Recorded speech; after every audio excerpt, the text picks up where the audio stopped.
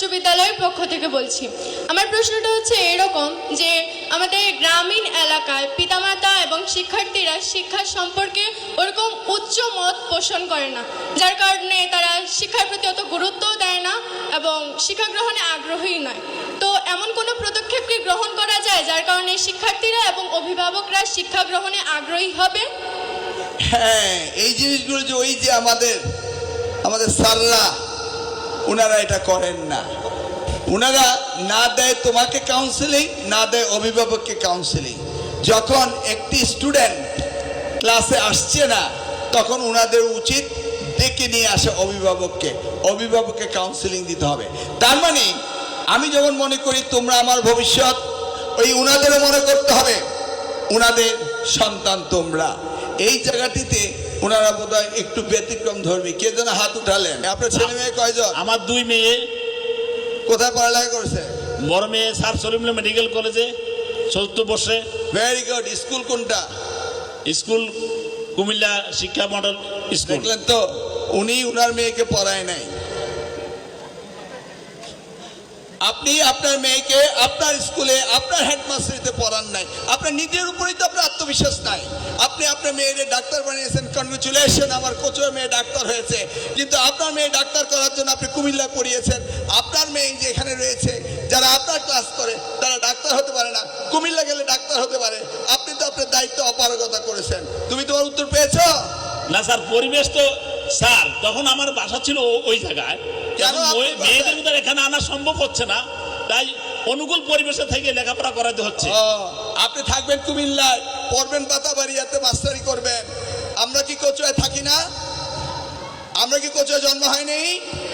আমরা কোচুয়ায় থাকবো না? আমাদেরকে ভাড়া দিয়ে আনতে হবে কুমিল্লা থেকে? কি বলো? এই হেডমাস্টার সাহেব যদি কোচুয়ায় থাকতো, ছুটির দিনে হেঁটে যেত, একজনের ধূমপান করতো, কানে ধরে উঠাতে বসাতো নাকি? বাজারে যাওয়ার সময় তোমরা একজন মসজিদে যাও নাই, বলতো এই বিয়াদব মসজিদ যাচ্ছিস না কেন? হতো? শাসন হতো?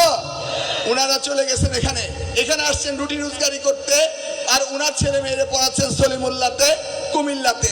এটাই হচ্ছে আমাদের দৈন্যতা, এটাই হচ্ছে আমাদের অপসংস্কৃতি। এই ব্যাপারে কেউ কোনো কথা বলছে না। আগে নিজেকে আয়নার সামনে দাঁড়িয়ে বলতে হবে, আমি আমার মেয়ের জন্য যা চাই, আমি আমার ছাত্র ছাত্রীদের জন্য তা চাই। বুঝতে পেরেছ?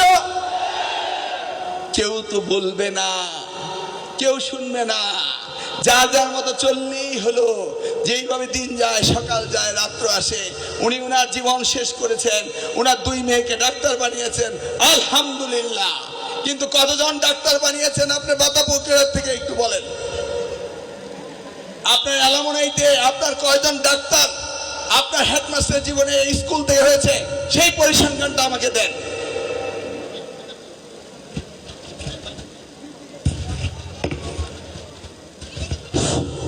স্যার ভালো পজিশনে গিয়েছি ইনশাল্লাহ, দিলে হয়তো আমাদের পার্সেন্টেজ কম, কারণ আমাদের রুরাল এরিয়ার সকল অভিভাবকদের অবস্থা একরকম নয়।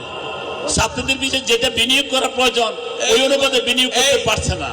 তোমার বাবা কি ছিল? যাই মেকানিক ছিল। তোমার বাবা কি ছিল? হ্যাঁ, কার্পেন্টার ছিল। ওরা কিভাবে হলো? কোন শিক্ষক ওদের মানুষ বানিয়েছে? কে তাদেরকে ইন্সপিরেশন দিয়েছে? আপনার হাজার হাজার ছাত্র ছাত্রী আপনাদের বেরিয়েছে, একটিও ডাক্তার বানাতে পারেন নাই। কেউ জবাব দিতে যায়